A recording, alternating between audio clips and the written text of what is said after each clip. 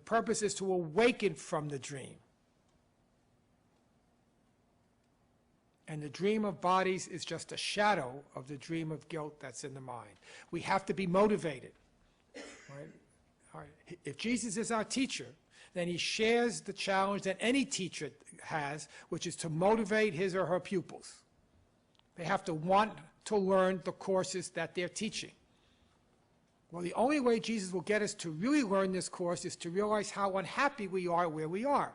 If we believe everything is wonderful, we study the course for 6 months and we get the idea, so we think we go off, happily riding into the sunset, we will not be motivated to really study this.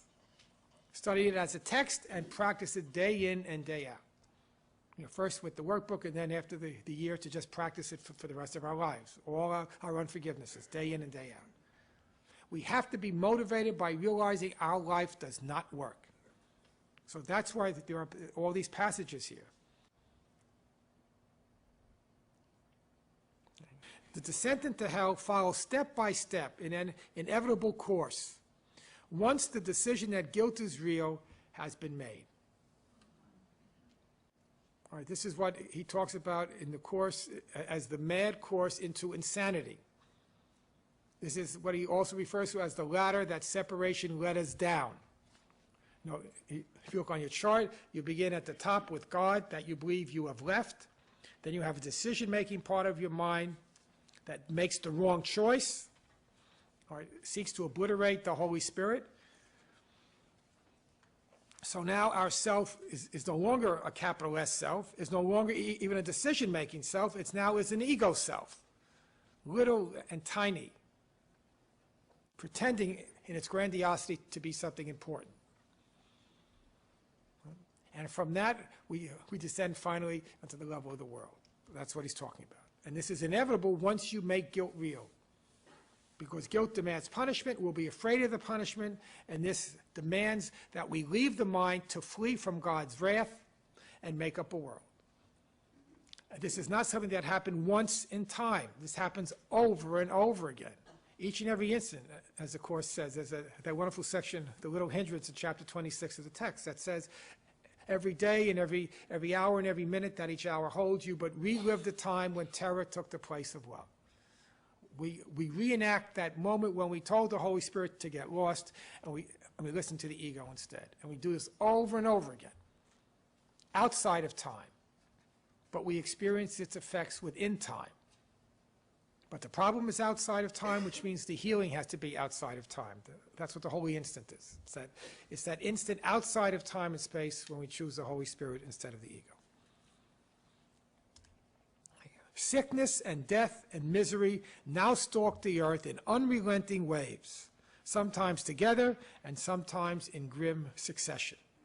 All right, this is Jesus' portrayal of the world. It's not the only place in the material where he does this. All right?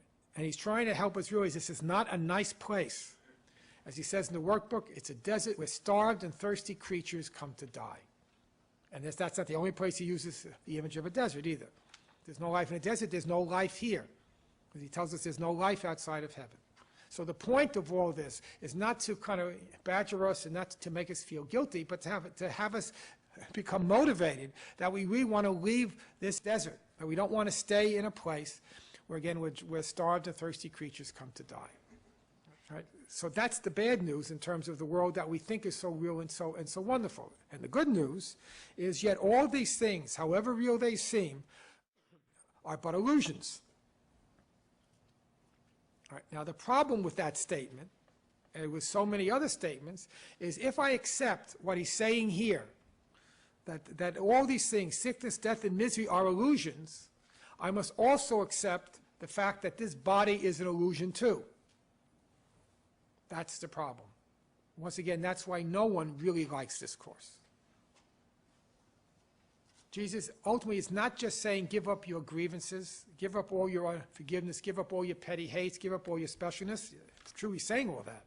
But he's saying all that as the stepping stones towards eventually giving up this entire self. His purpose is not to have us live more happily in the dream, in which all sickness is eradicated and death is eradicated and people live on and on and on and everybody's happy. If you think this world works or can work, or the Course came into this world to make the world a better place and to bring peace and prosperity and happiness into the world, you will never be motivated to learn it. The purpose of this Course is to help you leave the world voluntarily. Just as the ego had to convince us right at the beginning to leave the mind, and it did this by telling us, it lied, but it told us, and we believed it, that the mind was a very dangerous place. So it gave us a motivation by making up this very tall tale of sin, guilt, and fear. It gave us the motivation to leave the mind by our believing if we stayed in the mind, we would be most unhappy. Because this raging, maniacal, insane God would wreak vengeance on us and destroy us. So the ego was a very good teacher. Insane, but very good teacher. It knew it had to motivate us. So it motivated us to leave the mind and make up a world by teaching us the mind would make us very unhappy. Well, Jesus does the very same thing. Except his lesson is sane. He now has to motivate us to undo the ego's motivation. He has to teach us staying in the body, in the world, will kill us and make us very, very unhappy. And returning to the mind will bring us real joy. The problem is we still believe the ego. So we're still motivated to flee our mind and live in the world, and the ego says, okay, we're here, now let's make it a better place. This Course does not have as its purpose to make the world a better place. Unlike the Bible, it does not seek to make a new Jerusalem here on earth. It does not seek to blend together heaven and earth and bring heaven on earth. You can't integrate two mutually exclusive realms, heaven and earth. So Jesus has to motivate us to look again at this world and the body. That's why you have all these passages and all the material, text, workbook, manual, the 2 pamphlets, the Helen's poems, and all the stuff. But we are so tempted to set that aside and say, well, he doesn't really mean it that way. He just means the way we perceive the world is wrong. Wrong. He doesn't mean that. The world is wrong because it was made to be a defense against what is right, which is the atonement principle in our minds. You must understand that, otherwise your work with this Course will be very severely limited. You can put a very tight band around it. So it'll only say what you want it to say, which is how I can live better in this world than in this body. I want to feel better in this body. Jesus is telling you, you can't feel better in a body. There is no body. But let me help you feel better in the mind by teaching you that the ego lied to you. The mind is not a dangerous place. There is no wrathful, venomous God hell-bent on destroying you. There is no sinful, guilty, vicious, evil person named you in your mind. The whole thing is made up. The mind is the only thing that could save you because it was the mind was the only thing that damned you. So, but Jesus has to motivate us. He has to get us to want to learn his Course. So again, that's why passages like this are here. So that we won't be tempted to try to drag him into the world and make the world a better place again. Okay, yep, come on. I'm just thinking, how about lightening up about the failure of the body, not making a big deal out of it?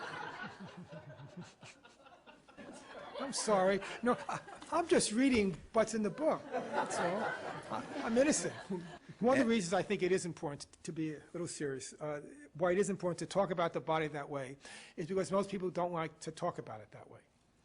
And I think one of the reasons that, in a sense, Jesus takes the gloves off in this Course and calls it as it is because there's such a strong tendency in the world not to understand the ego. And he really wants us to understand it because otherwise we won't be able to make a meaningful choice against it. Now, the body in the end is nothing. I mean, that's the lightning of it, that the body is really nothing. But we've made it into something awful because we first made ourselves to be something awful. And we can't understand that the awfulness that we made is nothing until we first look at the awfulness. You know, the Course says that you must look at the hate. He says it in a number of places. You must look at the hate. Before you could look at the love, you must look at the hate. Not because the hate is real, but because you've made it real and then made the hate so hateful and fearful that you don't want to look at it. And the world then becomes a cover. So it does get better at the end. It's the important thing. All right.